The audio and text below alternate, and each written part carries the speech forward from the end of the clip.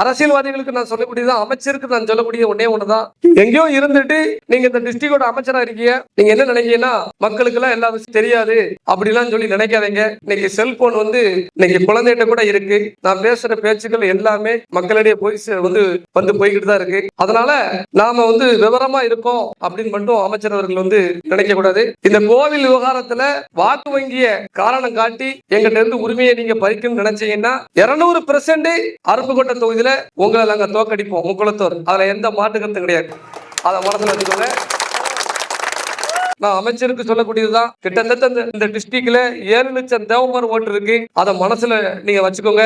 இந்த 5 ஆண்டு காலத்துல யார் யாரு இந்த சமூகத்துக்கு எதிராக செயல்பட்டா, யார் யாருக்கு நீங்க ஆப்படிச்சீங்க அப்படிங்கறதெல்லாம் மக்களா கொந்தளிச்ச ஆடியோ காட்சிகள்லாம் இருக்கு.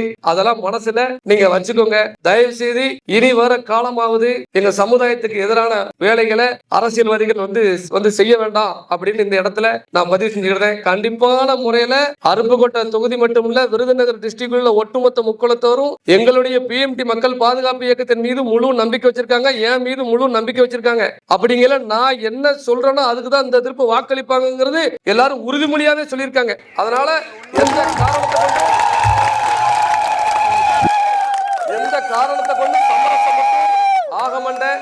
அதனால தயவு செய்து எங்களுக்கான கோரிக்கைகளை நீங்க நிறைவேற்றிடணும் அப்படின்னு சொல்லி நான் தாழ்மையோடு கேட்டுக்கொள்கிறேன்.